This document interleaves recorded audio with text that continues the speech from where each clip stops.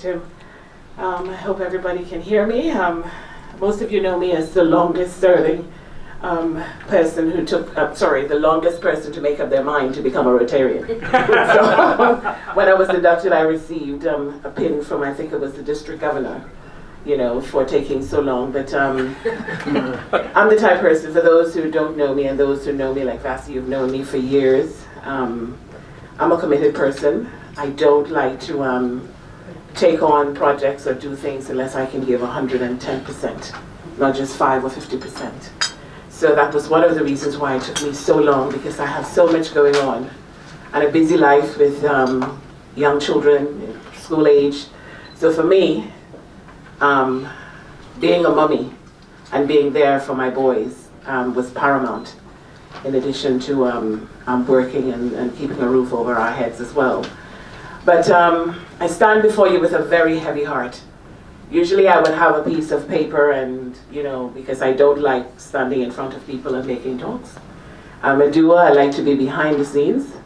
So I was a bit surprised when I realized I would be sitting next to our president speaking today. I wanted to hide in the corner somewhere and speak from there. But I came to the United Kingdom more than 3 decades ago to pursue education, higher education.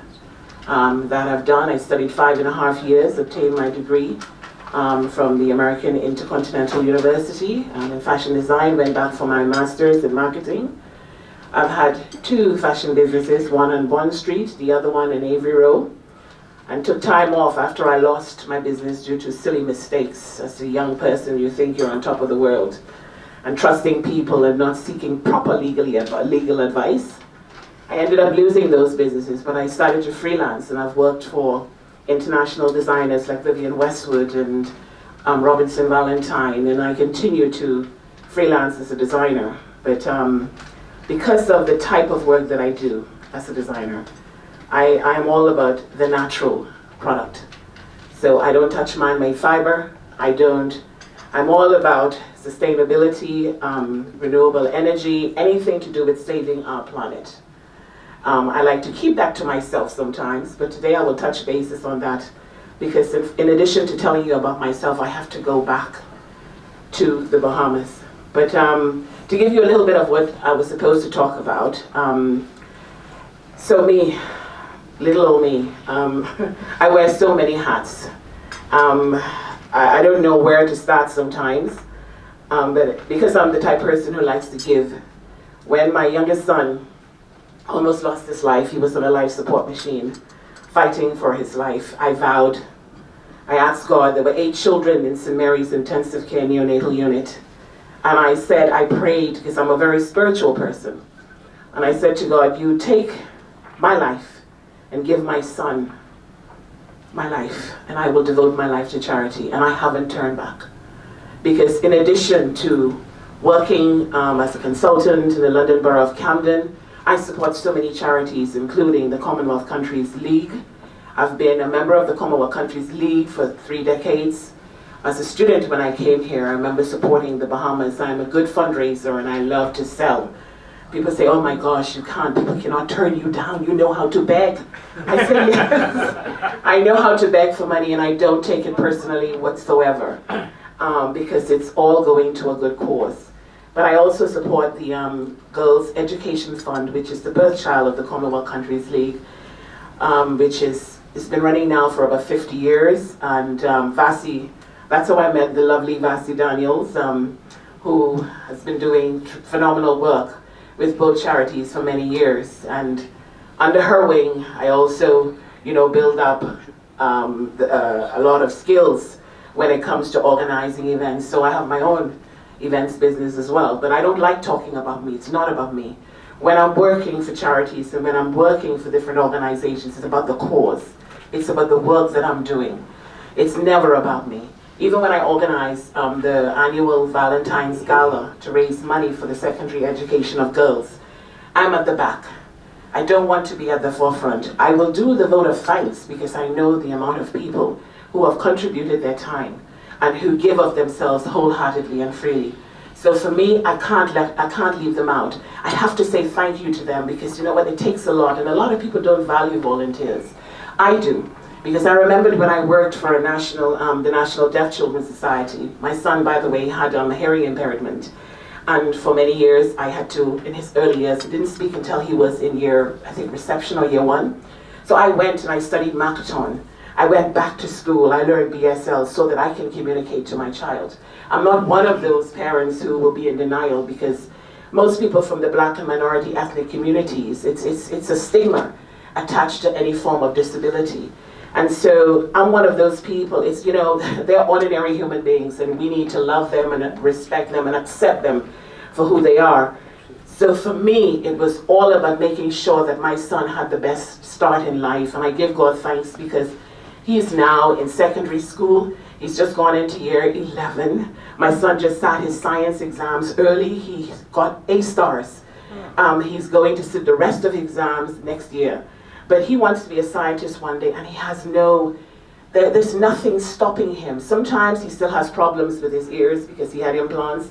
But, you know, I give God thanks, because he's just a testimony for me, you know. And so with my work in Camden as well, it's all contractual. I work with children's schools and families, children from 0 to 19, and those with special needs or additional needs up to 25 years.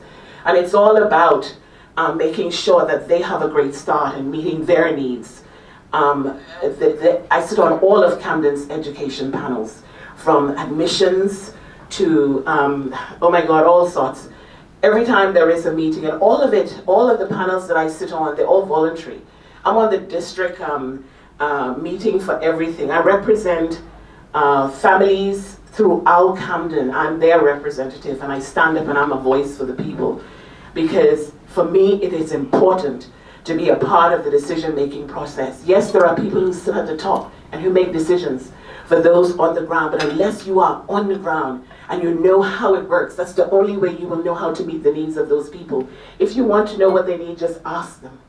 You know, so although I sit at a strategic level, I am also on the ground. People ask me, Duchess, how do you do it? I said, I don't know. I say it's by the grace of God. You know, because he gives me the strength that I need every day to carry on, and I'm so passionate about what I do. Yes, you know, it's people would say, oh, why don't you do this and why don't you do that? It's all about making money. For me, it's not about making money. For me, it's about giving, because the little that we give, if everybody give a little, if we all give a little, the world will be a better place. And when you are in a position of authority and you are in a position to give and help someone, you need to just do that little. Just that little.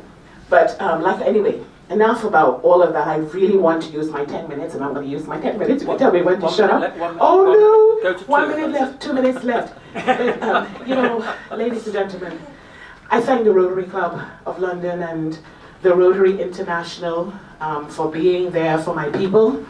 You know, the Bahamas is going through a very difficult time. Even this morning, I'm still getting information off the ground. They do not know the death toll in the Bahamas at the moment. They only can say, well, we have a number of people missing, but I'm getting information off the ground from people who are there.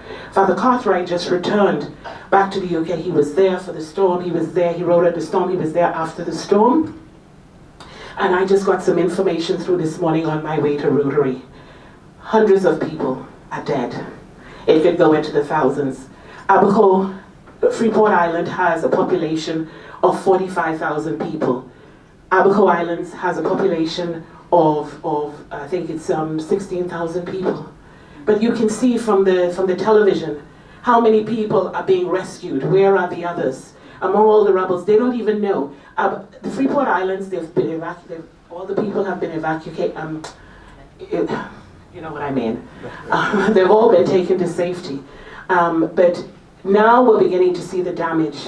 Now we're beginning to see that there are people buried under debris. People are talking and sending information and pictures that I haven't slept in days. My heart is so heavy. You can see arms from underneath houses. You can see swollen bodies along the street. The stench of death is beyond, and those people are beyond recognition. I was told by Father Cartwright that there's a team from the Netherlands who deal with sanitation and all that stuff, and the removing of remains of bodies. But you know, this is going to carry on with the Bahamas for many, many years. And the Freeport Island, which hasn't even come to light yet, I just learned about that in the early hours of the morning. We have crude oil that is stored in the Bahamas and has been stored in the Bahamas on the island of Freeport for decades. And Hurricane Dorian has removed the lid blue of the crude oil, and there's spillage in the Bahamas right now. They haven't even touched bases. I'm seeing people are filming and saying, oh my God, we didn't know it's black tar. Okay, the Bahamas provides the nursery system for the whole of the Western Hemisphere. We have the 3rd largest reef in the world. Australia is first, and then you have Belize, and then the Bahamas. The nursery system in the world feeds the whole of the Western Hemisphere. This thing is beyond what it is. And I speak with a very, very heavy heart, and I give God thanks for the non-governmental organizations who are on the ground, because Rotary is on the ground, the Red Cross is on the ground. So many Bahamians who are helping their brothers and sisters who know who's missing, they're on the ground. The government hasn't acted as yet, which is typical of most countries when you have situations and disasters like this. But you know what? We're going to continue to pray, because my people are a resilient race. We are resilient people. And I give God thanks for the support, all of the messages, all of the prayers I received from Rotarians and all the friends in the Bahamas. Our Director of Tourism has already spearheaded some of the relief fundraising. On the 18th of September, we're having something at Bahamas House, please. If you can attend and provide your support, give your support. They're going to have an art auction as well as some sort of jazz concert or something like that. I don't have all the information, but I will share it with Julian so that he can share it with you. I'm also trying to organize a massive concert on a grand scale. We're trying to bring in some A-listers, some people also from the UK, from Britain's Got Talent and all of that, to try and help us to raise some money, because this is going to go on for a long time. But I give God thanks, and I thank you all for your support and everything that you've done for myself and fellow Rotarian Isabella, who as well is a Bahamian. Thank you so much, and thank you for this platform to be able to share with you today. Thank you.